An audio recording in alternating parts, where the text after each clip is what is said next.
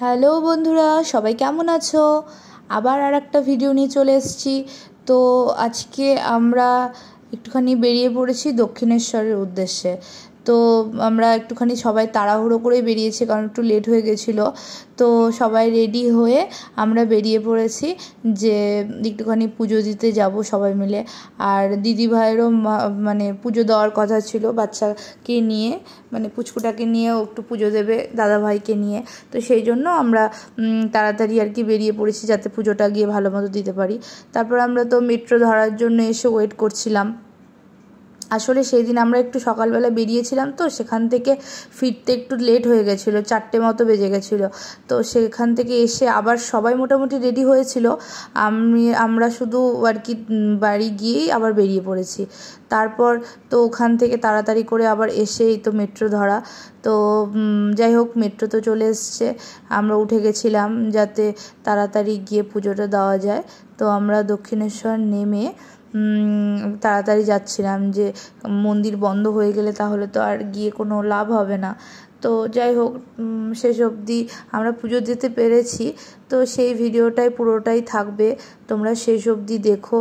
আর আমাদের প্রচুর প্রচুর লাইক করো, আমাদের সাবস্ক্রাইব করো, শেয়ার করো, যাতে আমরা আরও এরকম নতুন নতুন ভিডিও তোমাদের দেখাতে পারি।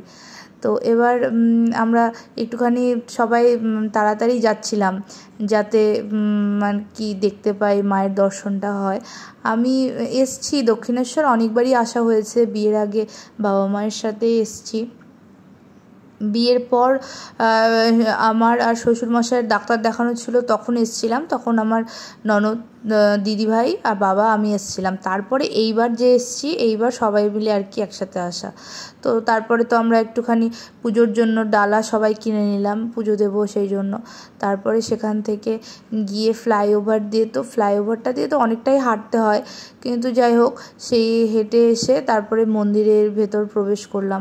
এবার মন্দিরের মধ্যে যাওয়ার পর তারপর তো যে মোবাইলগুলো, ব্যাগ, পার্স যা যা থাকে, জুতো, সেগুলো এক জায়গায় রাখতে হয়, কারণ সেগুলো ওখানে ভেতরে অ্যালাউ হয় না।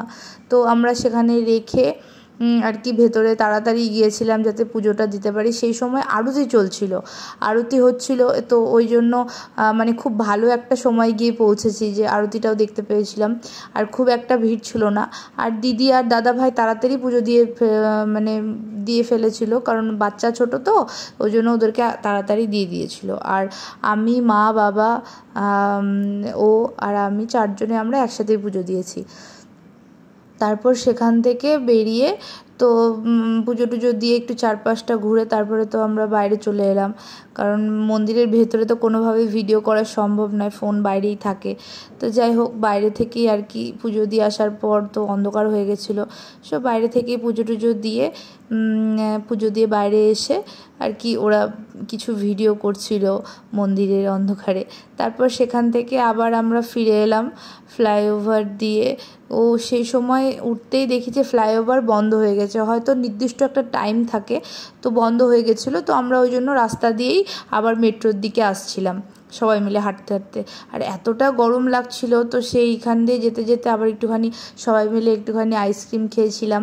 আমাদের অগ্নিকেও একটু আইসক্রিম আর কি হালকা করে ঠোঁটে দেওয়া হয়েছিল, ও তো খুব আনন্দে করে খাচ্ছিল। তারপর অগ্নিবাবু তো এখন খুব খুশি, বাবার কোলে তো, ওই জন্য সবাইকে ভুলেই গেছে। হ্যাঁ, যাই হোক, দেখো কীরমভাবে চারিদিক দেখছে সবাইকে। আসলে নতুন জায়গা, নতুন লোকজন খুব ভালোবাসে। তো যাই হোক, সেখান থেকে আমরা মেট্রো ধরে আবার দমদমে চলে এসেছিলাম। দমদমে আসার পর ওখান থেকে মেট্রো থেকে নেমে দিদিভাইদের বাড়ি 30A বাস স্ট্যান্ড, সেখানে এলাম। আজকের ভিডিও এই অবধি বন্ধুরা।